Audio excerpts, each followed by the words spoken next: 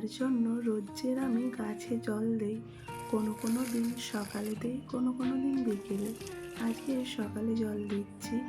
আমার এই ছোট্ট বাগানে জল দিতে আমার অনেকটা টাইম লেগে যায়। আর জানো তো, যেই দুদিন বৃষ্টি হয়েছিল সেই দুদিন আবহাওয়াটা ঠান্ডা ছিল, কিন্তু আজকে অনেক রোদ বেরিয়েছে। আর এখনকার রোদের তাপ তো জানো খুব বেশি। তার জন্য আমি ছাদ থেকে এসে একটু বসেছিলাম পাখাতে, খুব গরম লাগছিল তার জন্য। তারপরে বসিয়েছিলাম রান্না।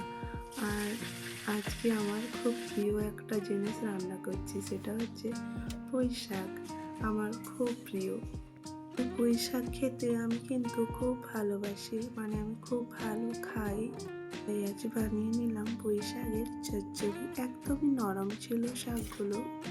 প্রথমে ভালো করে কষিয়ে নিয়েছিলাম, তারপরে মশলা দিয়ে শুকনো শুকনো গা মাখা করে রান্না করেছিলাম।